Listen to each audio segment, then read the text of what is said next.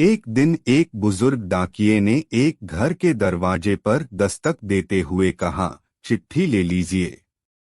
आवाज सुनते ही तुरंत अंदर से एक लड़की की आवाज गूंजी, अभी आ रही हूँ, ठहरो। लेकिन लगभग 5 मिनट तक जब कोई न आया तब डाकिये ने फिर कहा, अरे भाई, कोई है क्या? अपनी चिट्ठी ले लो। मुझे और बहुत जगह जाना है, मैं ज्यादा देर इंतजार नहीं कर सकता।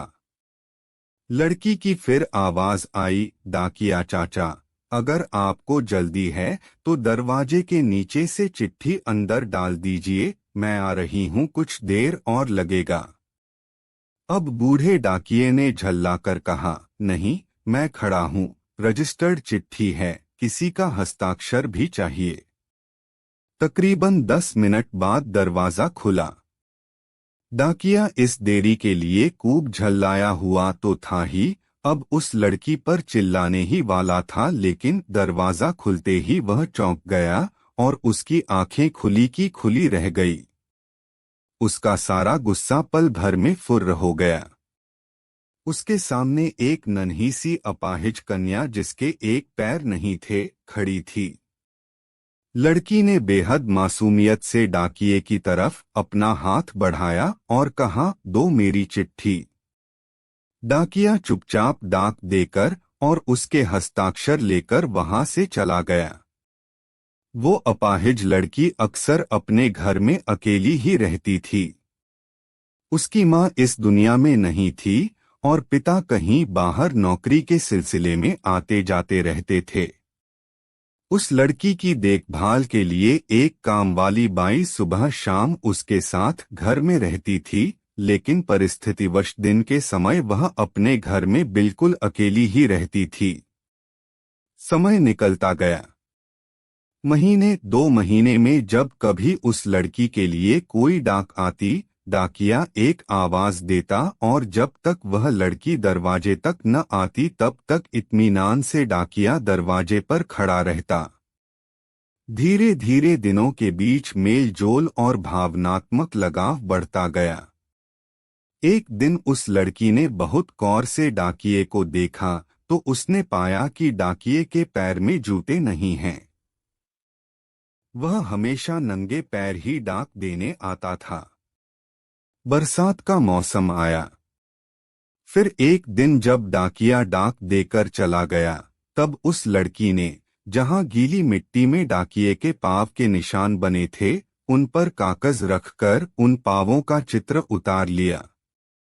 अगले दिन उसने अपने यहाँ काम करने वाली बाई से उस नाप के जूते मंगवाकर घर में रख लिए। जब दीपावली आने वाली थी, उससे पहले डाकिये ने मोहल्ले के सब लोगों से त्योहार पर बख्शीश चाही।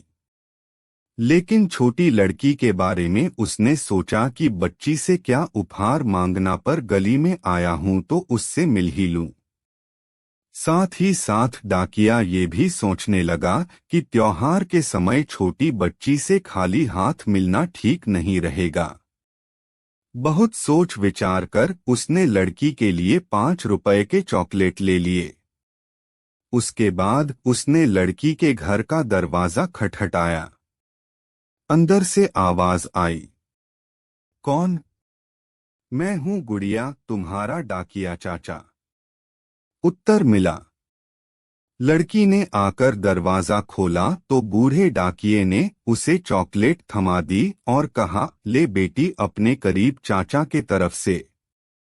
लड़की बहुत खुश हो गई और उसने कुछ देर डाकिये को वहीं इंतजार करने के लिए कहा।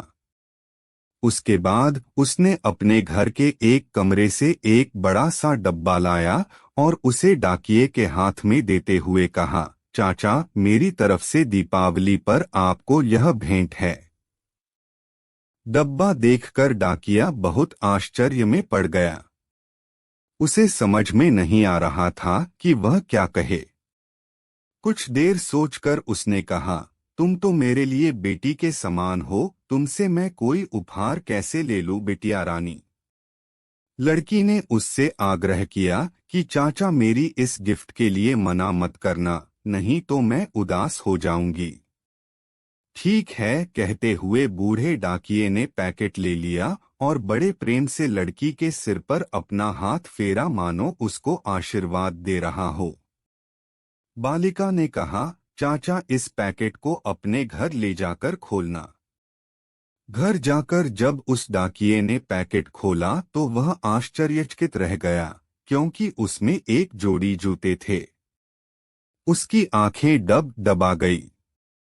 डाकिये को यकीन नहीं हो रहा था कि एक छोटी सी लड़की उसके लिए इतना फिक्रमंद हो सकती है। अगले दिन डाकिया अपने डाकघर पहुंचा और उसने पोस्टमास्टर से फरियाद की कि उसका तबादला फौरन दूसरे इलाके में कर दिया जाए। पोस्टमास्टर ने जब इसका कारण पूछा तो डाकिये ने वे जूते टेबल पर रखते हुए सारी कहानी सुनाई और भीगी आंखों और रुंधे गले से कहा, सर, आज के बाद मैं उस गली में नहीं जा सकूंगा।